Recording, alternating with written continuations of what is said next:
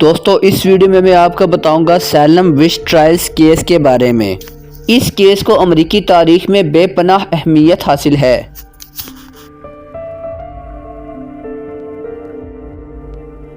دوستو وچ کرافٹ کسے کہتے ہیں اور وچ ہوتی کون ہیں؟ وچ کرافٹ کو ہم کالا جادو بھی کہہ سکتے ہیں۔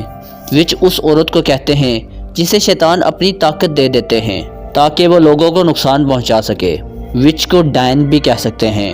اس کے بدلے میں یہ ڈائن شیطان کی وفادار بن جاتی ہے۔ دوستو ہمیں لگتا ہے کہ جادو ٹونا کی تاریخ صرف ہمارے خطے یا افریقہ سے شروع ہوئی تھی، لیکن ایسا نہیں ہے۔ یورپ اور ویسٹ میں وچ کرافٹ 14ویں صدی میں بہت تیزی سے پھیل گیا تھا۔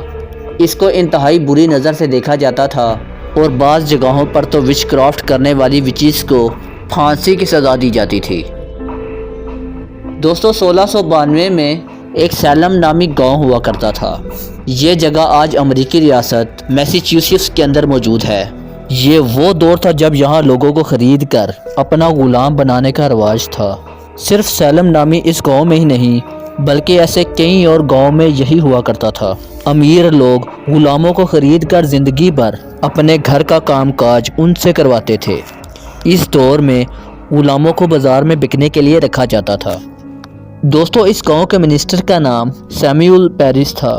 یہ آدمی اس گاؤں کا سب سے طاقتور انسان تھا۔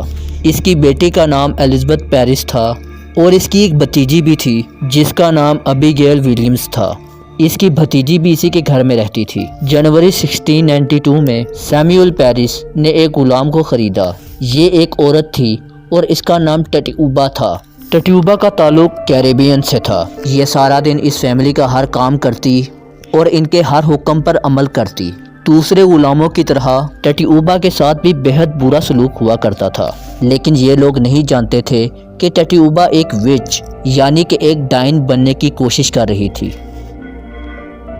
ٹٹیوبا نے اپنے ساتھ ہونے والے برے سلوک کا بدلہ لینے کے لیے سیموئل پیرس کی بیٹی اور بھتیجی پر کالا جادو کرنا شروع کر دیا، یعنی وچ کرافٹ پریکٹس کرنا شروع کر دیا۔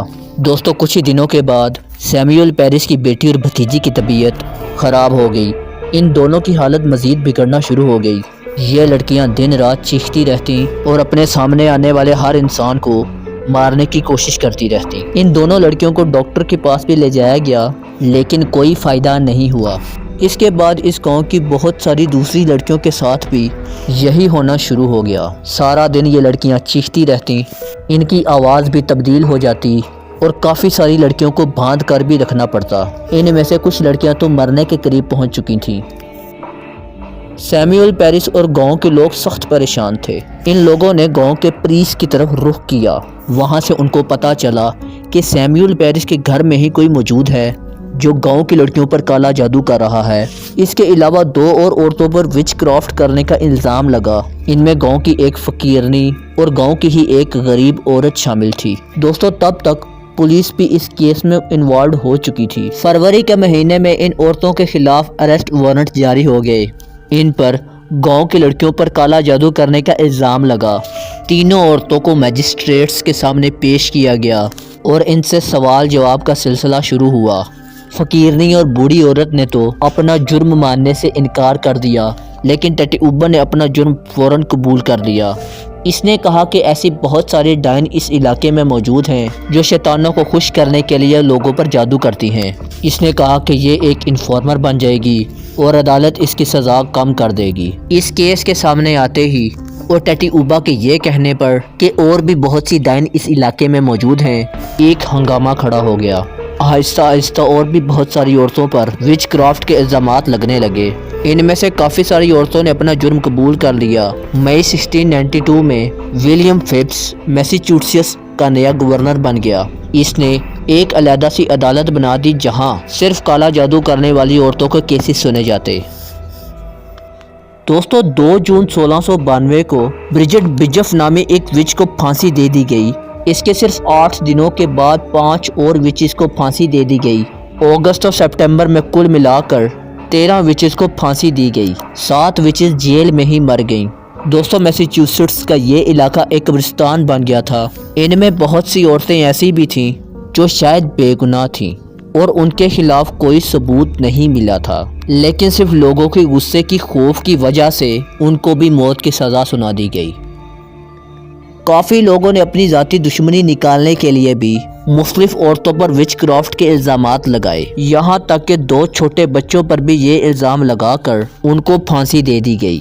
اس کو امریکی تاریخ میں قانون کا ایک سیاہ دور بھی کہا جاتا ہے، جہاں بے شمار بے گناہ لوگوں پر وچ کرافٹ کے الزامات لگا کر ان کو مار دیا گیا۔ لیکن دوستو، آہستہ آہستہ عدالت، پولیس اور حکومت کو بھی اپنی غلطی کا احساس ہونے لگا۔ 1697 میں کئی بے گناہ عورتوں کو اور کچھ بچوں کو پھانسی دے دینے کے بعد آخر کار یہ سلسلہ بند ہو گیا۔ عدالت نے اپنے فیصلوں پر باقاعدہ معافی مانگی۔ عدالت نے جیل میں موجود قیدیوں کو جن پر وچ کرافٹ کا الزام تھا رہا کرنے کا حکم دے دیا۔ دوستو، وقت گزرتا گیا اور اس گاؤں کے بارے میں طرح طرح کی باتیں مشہور ہونے لگیں۔ لوگ ان وچز کو اور ان معصوم عورتوں کو دیکھنے کا دعویٰ کرتے جنہیں پھانسی دے دی گئی تھی۔ تقریباً 2.25 سال کے بعد جس جگہ ان عورتوں کو پھانسی کی سزا سنائی گئی تھی، وہاں 1925 میں ہوتھون نامی ایک ہوٹل بن گیا اور یہ گاؤں اب ایک شہر بن چکا تھا۔ دوستو، ہوتھون نامی یہ ہوٹل آج بھی اس حوالے سے امریکہ میں کافی مشہور ہے۔